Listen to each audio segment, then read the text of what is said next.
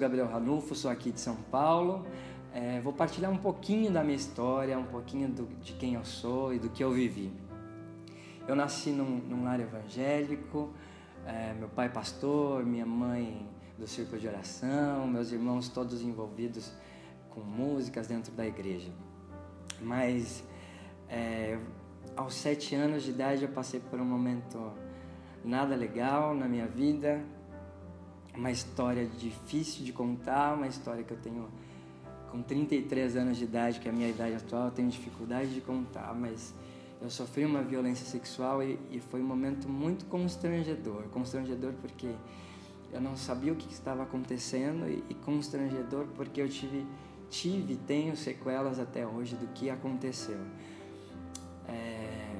Eu não sabia como contar para o meu pai ou como contar para minha mãe, porque meu pai sempre estava envolvido em coisas da igreja, minha mãe trabalhava demais, meus irmãos, cada um tinha a sua responsabilidade e eu não sabia como contar e nem o que contar, porque eu não sabia nem exatamente o que tinha acontecido. Os anos foram se passando e cada vez eu tinha um comportamento e falas e trejeitos efeminados e todos me diziam quem eu era, o que eu fazia, e eu assumi essa identidade que as pessoas diziam quem eu era e decidi viver a minha vida, ter o meu emprego, fazer a minha faculdade e assumir essa identidade que o mundo dizia que eu era. E é difícil quando nós assumimos o que o mundo diz que nós somos. E eu lembro que quando eu saía de casa para ir para a balada, bem diferente, com roupas diferentes, com linguajar diferente, com comportamento diferente, meu pai sempre falava assim: filho, eu posso orar por você? Eu posso te abençoar? E eu achava aquilo muito estranho, porque o lugar que eu ia não era nada abençoador. O lugar que eu ia totalmente contra a palavra de Deus. Mas o meu pai sempre me chamava de Jonas, e ele falava assim: Jonas, você vai, mas você vai voltar, porque quem me deu você foi Deus. E ele fez uma promessa, que você seria um profeta. E era muito estranho me ver como profeta naquele momento, pela minha fala, pelo meu jeito, pelo meu comportamento, por tudo. Existia um vazio muito grande dentro de mim.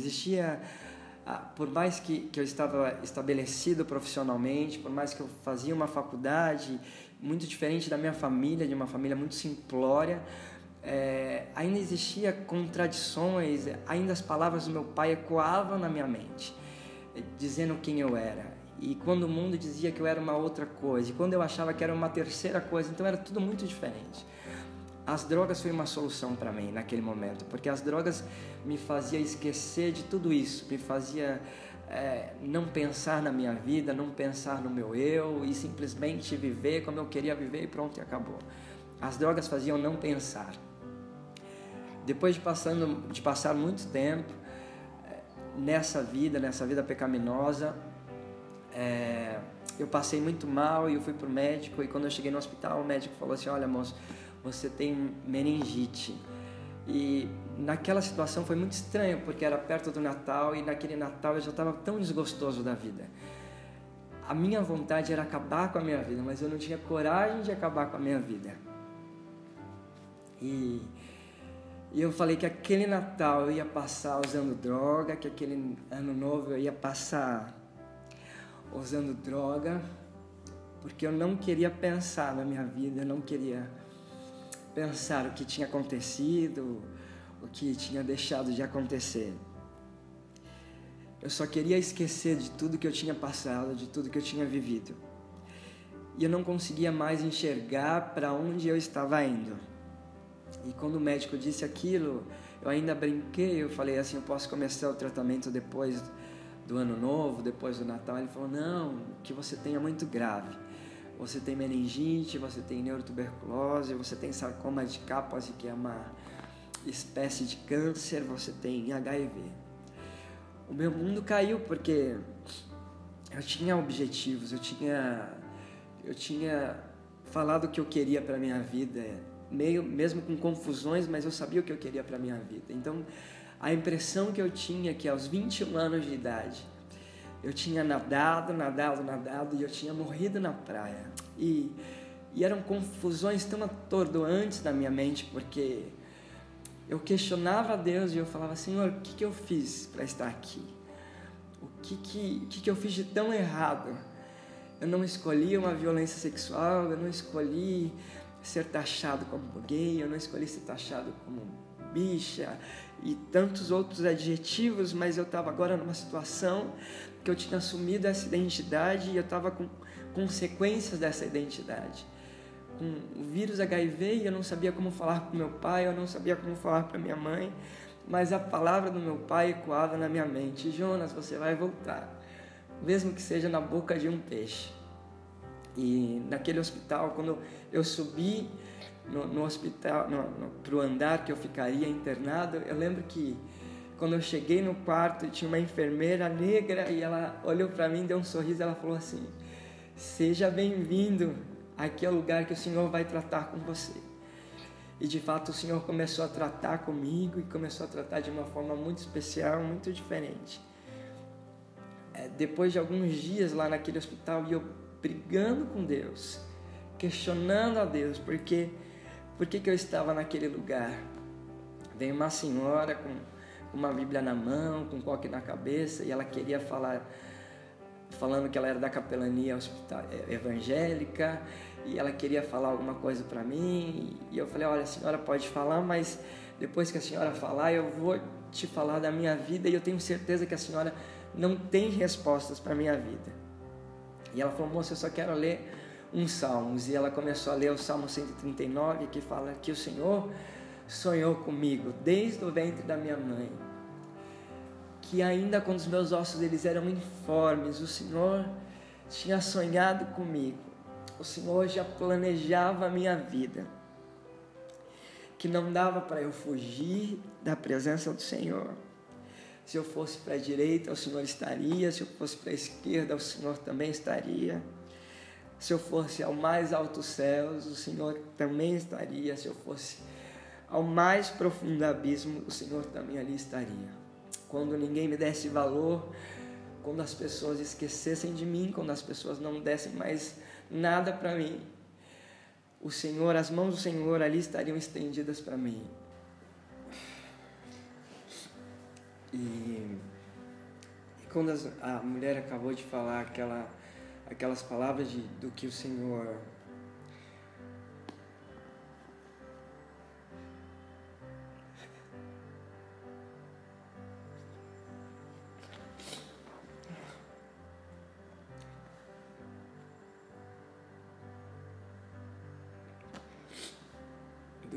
esperava de mim, ela perguntou se eu queria falar alguma coisa, e como agora eu não consigo falar, porque o amor de Deus nos constrange, a graça de Deus nos constrange. E ela falou: você quer falar alguma coisa? Eu falei: não quero falar nada. E a partir daquele momento o Senhor foi falando comigo e foi ministrando no meu coração de uma forma absurda, porque eu questionava muito porque tudo tinha acontecido.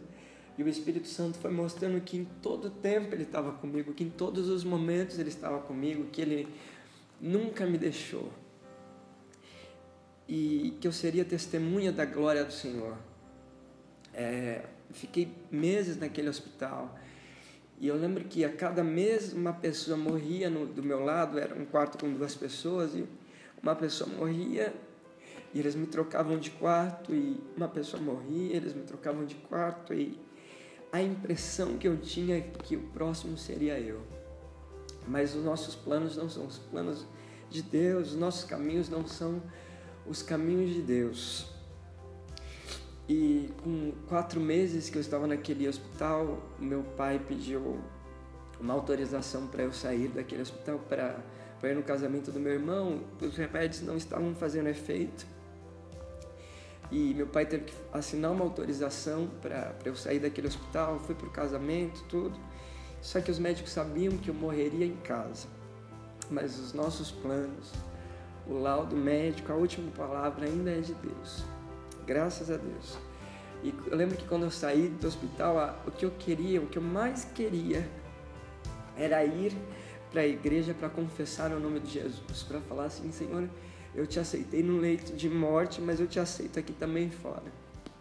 E o tempo foi passando e eu ainda precisava fazer a quimioterapia aqui fora. E eu lembro que na primeira sessão de quimioterapia que eu fiz, e aí eu fui para casa e eu estava muito bem. Só que eu comecei a sentir febre, só estava eu e meu pai. Eu comecei a sentir febre. Meu pai falou assim: filho, você não está bem? Aí eu falei: pai, eu acho que não. Aí eu fui tentar levantar para ir no banheiro e eu não consegui. Meu pai falou: eu te ajudo. E no caminho pro banheiro eu tive uma convulsão. Eu acordei depois dessa convulsão e meu pai clamava: espírito de morte, saia. Espírito de morte, ele é meu filho. Você não tem poder sobre o meu filho. E aí eu tive novamente uma convulsão. Eu tive no total 4 convulsões, indo pro toalete, da sala pro toalete, pro banheiro, que é muito perto. E a primeira vez eu vi meu pai chorando e falando: filho, eu te amo. Filho, não me deixe. Filho, você é a minha promessa, você é a minha herança. Tem o mesmo nome do meu pai. E ele falava: filho, você é a minha promessa, não me deixa, eu te amo. Foi a primeira vez que eu vi meu pai falando: eu te amo pra mim. E eu não morri, graças a Deus, por isso eu estou aqui. E a partir de então eu tenho vivido como é ter um pai do meu lado, como é ter um pai não só físico, mas um pai espiritual. Eu saí de lá, o Senhor me curou do câncer, o Senhor me curou da meningite, o Senhor me curou da neurotuberculose, o Senhor não me curou do HIV, mas eu tenho um pai que cuida de mim, que cuida das minhas feridas. E como eu disse no começo do vídeo, eu carrego sequelas de tudo que eu vivi, do que eu não escolhi viver e do que eu escolhi viver, e eu tenho essas sequelas. Mas eu também tenho hoje um pai do meu lado em todo o tempo, um Deus de amor que cuida de mim, um Deus de amor que quando eu caio, Ele sempre se apresenta para mim e fala: eu estou aqui, levanta, eu te dou a mão, e quando eu não consigo levantar, Ele me carrega no colo. Mas o meu pai não me deixa, o meu pai não me deixa, Ele não me desampara em nenhum momento. É isso.